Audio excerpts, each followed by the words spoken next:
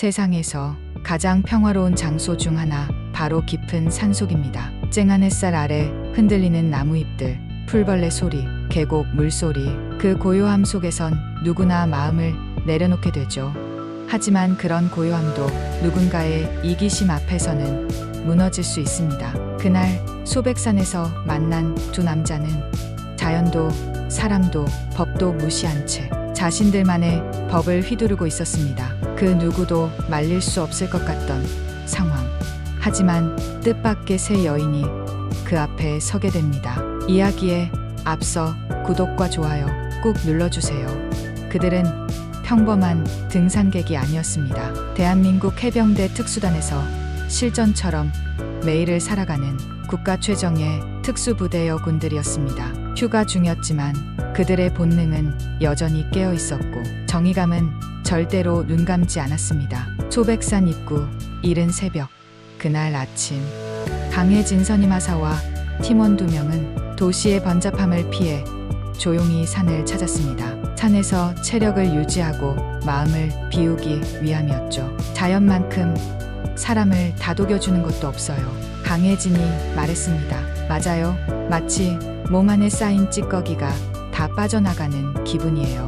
막내 한유진이 미소를 지으며 대답했죠. 세 사람은 가벼운 복장으로 산을 오르기 시작했습니다. 누가 보더라도 숙련된 걸음걸이, 그 어떤 급경사도 호흡을 흐트러뜨리지 않았고 서로 말은 적었지만 움직임 하나로도 팀워크가 느껴졌습니다. 1시간 정도 올랐을 무렵 그들은 계곡 옆 바위에서 잠시 쉬었습니다. 계곡물에 손을 씻고 준비해온 생수로 목을 축였습니다. 멀리서 지나가는 등산객들과 눈인사를 나누고 한숨 돌리던 그때였습니다. 공기 속에 섞여 들어온 이상한 냄새, 담배 냄새였습니다. 선임님, 저쪽에서 담배 피우는 것 같아요. 한유진이 미간을 찌푸리며 말했습니다. 저 상황 그냥 넘어가면 안 되겠죠. 민서율 중사도 고개를 끄덕였습니다. 위험한 연기, 두 남자의 등장. 그들이 다가간 등산로 좁은 길목에는 2명의 남자가 앉아 있었습니다. 한 명은 짧은 머리에 용문신, 이름은 장태식. 다른 한 명은 마른 체구에 음흉한 눈빛, 서종필. 둘 다 뭔가 단순한 등산객이라 보기엔 이질적인 분위기를 풍겼죠. 그들은 등산객이 지나는 길 한가운데 앉아 담배를 피우며 시끄럽게 떠들고 있었습니다. 바싹 마른 낙엽 위에 떨어진 담배 연기. 그 순간만으로도 누구나 산불을 떠올릴 수 있었습니다. 등산객 몇 명은 얼굴을 찌푸리며 먼 길로 돌아갔고 아이를 데리고 지나가던 가족은 불안한 얼굴로 발걸음을 돌렸습니다. 강혜진은 조용히 숨을 내쉬었습니다. 이건 그냥 지나칠 수 없다. 첫 번째 대화, 정중한 요청. 세 사람이 다가가자 장태식은 그들을 위아래로 펴보았습니다. 시선엔 조롱과 비아냥이 섞여 있었죠. 강혜진은 차분한 어조로 말했습니다. 여기는 국립공원입니다. 날씨도 건조하고 산불 위험이 높습니다. 죄송하지만 담배는 꺼주시겠습니까? 장태식은 낄낄 웃으며 담배를 더 깊게 빨았습니다. 이야, 아줌마들이 뭘 좀 아네? 근데 우릴 뭘로 보고 말을 거는 거야? 서종필도 거들었습니다. 요즘 여자들 무섭다더니 아주 작정했네. 우리 지금 중요한 얘기 중이니까 그냥 지나가시죠. 말투는 가벼웠지만 눈빛은 날이 서 있었습니다. 그들은 여자라는 이유로 그녀들을 가볍게 보았습니다. 갈등의 고조, 위협의 시작. 강혜진은 한 발 다가섰습니다. 표정 하나 변하지 않은 채 다시 한번 말했죠. 다른 분들이 많이 불편해 하십니다. 법적으로도 금지된 행동입니다. 마지막으로 말씀드립니다. 담배 꺼주십시오. 장태식은 그 말을 듣고 자리를 박차고 일어났습니다. 인연들이 진짜 건드려선 안 될 사람 건드렸네. 그의 손이 담배를 들고 강혜진 얼굴 가까이 들이밀었습니다. 그리고 욕설과 함께 손을 들어 그녀의 멱살을 잡으려 했죠. 순식간에 벌어진 반격. 하지만 그 순간 강혜진의 몸이 반사적으로 움직였습니다. 그녀는 상체를 살짝 뒤로 젖히고 순간적으로 장태식의 손목 급소를 가격했습니다. 그는 비명을 지르며 팔을 움켜쥐었고 강혜진은 그 찰나의 틈을 놓치지 않았습니다. 한 손으로 그의 팔꿈치를 감고 다른 손으로 손목을 제압하며 빠르게 몸을 회전시켜 그의 팔을 꺾어버렸습니다. 크악! 이 미친. 그가 고통에 몸부림치는 사이 민서율은 서종필이 칼을 꺼낸 것을 포착했습니다. 서종필은 상황을 이해하기도 전에 주머니에서 은색 등산용 칼을 꺼내 들었습니다. 햇빛에 반사된 칼날이 등산로의 평화를 무참히 찢어놓을 것처럼 번뜩였습니다. 이 미친 것들이 건드릴 사람 건드렸어. 칼을 휘두르며 민서율에게 달려든 서종필. 하지만 그녀는 이미 그의 움직임을 예측하고 있었습니다. 상대의 중심이 앞으로 쏠리는 것을 보고 민서율은 반박자 빠르게 반응했습니다. 그녀는 뒤로 빠지지 않았습니다. 오히려 한 발 더 앞으로 파고들었습니다. 날카롭게 날아드는 칼을 회피하며 그녀는 몸을 낮췄고 회전하듯 일어서는 순간 팔꿈치로 서종필의 옆구리를 정통으로 가격했습니다. 숨이 턱 막힌 서종필의 몸이 휘청였고 그 사이 민서율은 그의 손목을 단단히 잡아 비틀었습니다.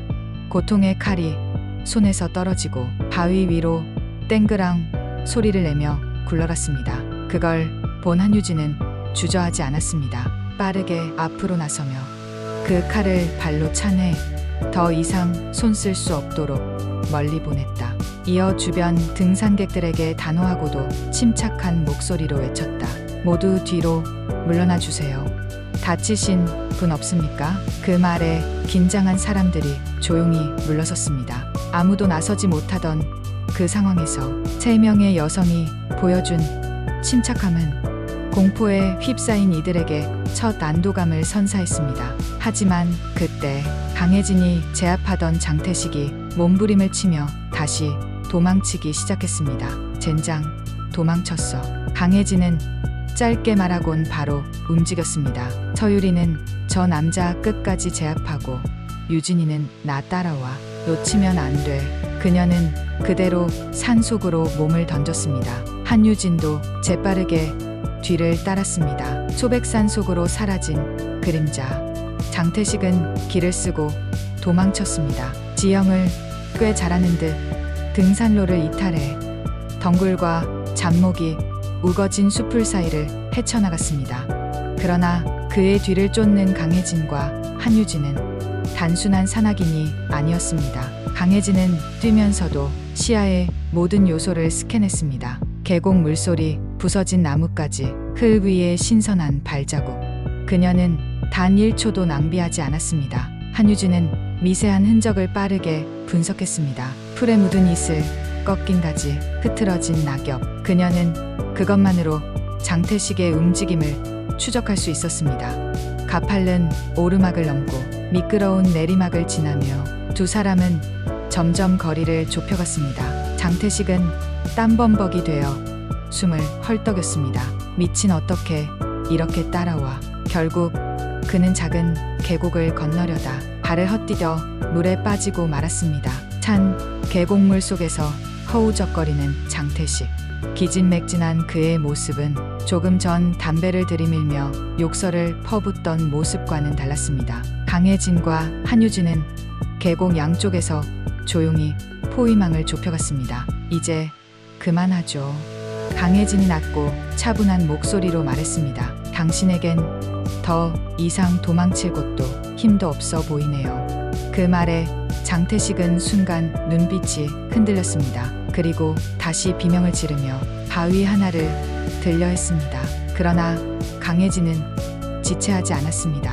허리에 감았던 등산용 로프를 풀어 정확히 그의 팔목을 향해 던졌습니다. 로프는 그의 손목을 감았고 강하게 잡아당기자 장태식은 그대로 물에 꼬꾸라졌습니다. 한유진이 재빠르게 다가가 그의 다른 쪽 팔을 제압했고 그는 끝내 물에서 끌려 나와 엎드려 눌려졌습니다. 이 정도로 그칠 수 있던 걸 왜 여기까지 온 거죠? 강혜진의 목소리는 냉정했습니다. 다른 사람들처럼 당신도 그냥 돌아갈 수 있었어요. 장태식은 더 이상 아무 말도 하지 못했습니다. 숨소리와 물 흐르는 소리만이 계곡에 남았습니다. 경찰 도착, 현장 수습. 1시간쯤 지나 경찰이 현장에 도착했습니다. 신고를 받은 공원관리소 직원들과 함께였습니다. 헬멧을 쓴 산악 경찰 2명이 현장을 둘러보다 강혜진과 그녀의 일행이 제압한 남성들을 보고 순간 말을 잃었습니다. 이 여성분들이 이 두 남자를? 처음엔 의심도 있었지만 주변 등산객들의 증언, 휴대폰 영상, 그리고 버려진 칼과 담배 흔적이 모든 걸 말해주고 있었습니다. 경찰은 두 남자에게 수갑을 채우고 현장을 수습하기 시작했습니다. 강혜진은 군인이라는 신분을 끝까지 드러내지 않았습니다. 호신술을 꾸준히 수련해온 민간인이라고만 말했을 뿐입니다. 한참 후 경찰관이 조용히 말했습니다. 솔직히 저희가 도착했을 땐 끝났더군요.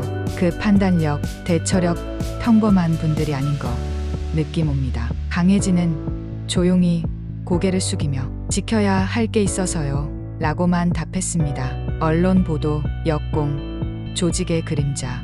며칠 뒤 인터넷 기사 하나가 올라왔습니다. 소백산 등산로 폭행 사건, 쌍방 폭력 논란. 장태식 측 변호사가 언론에 흘린 내용이었습니다. 일부 언론은 자극적인 제목을 뽑아냈습니다. 여성 등산객들 무리한 제압, 조폭 피해자 주장. 소백산 난투극 누구의 잘못인가. 강혜진의 핸드폰으로 발신자 없는 메시지가 도착했습니다. 산에서 너무 나대던데 조심하는 게 좋을 거야. 명백한 협박. 그녀는 경찰과 군에 즉시 보고했습니다. 하지만 조직의 압박은 그리 쉽게 꺾이지 않았습니다. 그들은 고소장을 접수했고 심지어 쌍방폭행이라 주장하며 여론전을 펼쳤습니다. 부대 내부 조사 시작. 흔들리는 신념. 군에서도 조사가 시작됐습니다. 휴가 중 민간인과 충돌한 건 조심했어야지. 혹시라도 징계가 내려지면. 그녀들을 걱정하는 동료들도 있었지만 형식적인 지휘관들은 책임 회피성 언급을 피하지 않았습니다. 하지만 세 사람은 흔들리지 않았습니다. 밤마다 사건 당시의 기록을 다시 검토했고 반대 신문에 대비한 시뮬레이션도 준비했습니다. 특히 민서율은 말했습니다. 우리 셋 중 한 명이라도 망설였다면 누군가는 다쳤을 거야. 그거면 된 거야. 한유진은 울먹이며 말했습니다. 근데 왜 우리가 이렇게까지 시달려야 해요? 강혜진은 조용히 고개를 끄덕였습니다. 그녀 역시 힘들었지만 그러나 끝까지 진실을 믿고 버텨야 했습니다. 시간이 흘러 두 사람에 대한 정식 재판이 시작됐습니다. 장태식과 서종필은 등산 중 부딪힌 오해라며 혐의를 부인했고 오히려 여성들의 과잉 대응으로 자신들이 다쳤다고 주장했습니다. 법정에서 장태식의 변호사는 이렇게 말했습니다. 의뢰인은 단순한 언쟁 도중 갑자기 공격을 당했습니다. 칼을 들었다는 건 사실무근이며 심지어 제압 과정에서 어깨 관절에 심각한 부상을 입었습니다. 이에 재판장은 피고 측에 물었습니다. 당신이 칼을 들지 않았다면 현장에서 발견된 칼은 무엇인가요? 서종필은 대답을 얼버무렸고 영상과 사진 그리고 현장 감식 자료가 그대로 증거로 제출됐습니다. 결정적인 증거, 등산객들의 영상과 증언. 사건 당일 몇몇 등산객들은 놀라운 장면을 촬영해 SNS에 공유했었습니다. 처음엔 논란이 있었지만 시간이 지나면서 진실은 점점 모습을 드러냈습니다. 재판 당일 한 중년 여성 등산객이 증인석에 섰습니다. 눈에 힘을 준 그녀는 또렷하게 말했습니다. 제가 봤어요. 그 남자들이 먼저 담배를 피우며 귀를 막고 있었고 여성분이 조용히 경고하자 욕을 하고 달려들었어요. 아무리 생각해도 그분들은 정당방위를 한 겁니다. 또 다른 50대 부부는 진술했습니다. 우리 아이가 무서워서 울고 있었어요. 그런데 그 여성분들이 침착하게 그 남자들을 제압하자 우리도 안심할 수 있었죠. 솔직히 너무 감사했어요. 법정은 침묵에 휩싸였습니다. 피고 측 변호사도 검사도 잠시 말을 잇지 못했습니다. 검찰의 정의는 살아있습니다. 검사는 최종 변론에서 이렇게 말했습니다. 차는 누구에게나 열려 있어야 합니다. 남녀노소, 아이를 데리고 온 가족, 어르신 등산객, 누구든 그 공간에서 안전함을 느껴야 합니다. 그런데 피고들은 불법적인 행위를 저질렀고 그 상황을 제압한 이들은 오히려 위협과 고통에 시달려야 했습니다. 우리가 이 판결로 지켜야 하는 것은 단지 피해자의 명예가 아닙니다. 바로 공공질서와 정의입니다. 재판장은 잠시 눈을 감았다가 천천히 판결문을 낭독했습니다. 피고 장태식, 징역 2년 6개월. 피고 서종필, 징역 1년 6개월. 단, 초범임을 고려해 집행유예 2년. 피고 측은 충격을 감추지 못했습니다. 특히 장태식은 판결 직후 욕설을 퍼붓다 제지당하기도 했습니다. 반면 강혜진과 두 동료는 조용히 고개를 숙였습니다. 울지도 웃지도 않았습니다. 그들은 단지 묵묵히 받아들이고 있었습니다. 군 내부 반응, 명예회복과 사과. 재판 이후 이 사건은 군 내부에도 큰 파장을 일으켰습니다. 처음엔 징계를 검토하던 고위 간부들도 여론과 진실 앞에서 입장을 바꿨습니다. 해병대 특임단장은 그녀들을 불러 말했습니다. 여러분이 있었기에 민간인의 생명과 질서가 지켜졌습니다. 우리 군은 단지 전장뿐 아니라 일상 속에서도 국민을 지켜야 한다는 걸 증명해 주셨습니다. 강혜진에게는 공식적인 모범행위 표창이 수여되었고 민서율과 한유진에게도 공로 표창장이 주어졌습니다. 정말 드물게 외부에 공개되는 표창이었기에 같은 부대원들도 놀라워했습니다. 그녀들을 의심하던 일부 상급자들도 조용히 사과의 말을 전했습니다. 그리고 다시 소백산. 몇 달 뒤 가을이 깊어진 어느 날 세 사람은 다시 소백산을 찾았습니다. 모두 복귀 후 바쁜 훈련과 임무로 지쳤던 터라 하루 정도 시간을 맞춰 자연을 느끼기로 한 것입니다. 이번엔 도시락도 준비했고 그날의 기억을 나누며 웃을 수 있는 여유도 생겼습니다. 강혜진은 계곡 옆 바위에 앉아 물소리를 들으며 말없이 앉아 있었습니다. 민서율이 다가와서 선임님 또 생각 중이시죠? 강혜진은 고개를 끄덕이며 미소 지었습니다. 그때 우리 안 나섰으면 어땠을까 생각했어. 혹시라도 그 남자들이 다른 사람들 해쳤다면. 민서율은 한유진을 가리켰습니다. 막내는 어린아이와 사진을 찍으며 소소한 웃음을 짓고 있었습니다. 그 애가 저렇게 웃고 있는 거 보면 우린 잘한 거예요.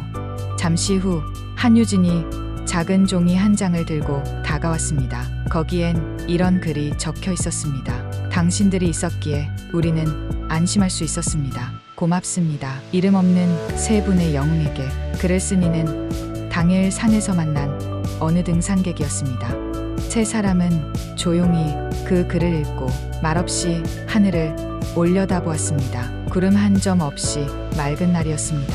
나무잎은 바람에 흔들리며 은은한 소리를 냈고 멀리 계곡물은 변함없이 흐르고 있었습니다. 세상은 늘 정답을 주지 않습니다. 때로는 정의를 위해 나섰다가 의심을 받고 비난을 받기도 합니다. 하지만 진실은 늘 하나입니다. 그리고 그 진실을 믿고 끝까지 걸어간 이들이 있었기에 우리는 다시 안전한 산길을 걸을 수 있는 거겠죠. 소백산의 그날 3명의 여성은 단지 자신을 위해서가 아니라 누군가의 하루와 삶을 지키기 위해 싸웠습니다. 그 용기와 신념이야말로 우리 사회가 지켜야 할 가장 아름다운 힘입니다. 그리고 지금 이 순간에도 어디선가 또 다른 강혜진, 민서율, 한유진이 보이지 않는 곳에서 조용히 누군가를 지키고 있을지도 모릅니다. 지금까지 백지의 공감 사연이었습니다. 구독과 좋아요는 저에게 큰 힘이 됩니다.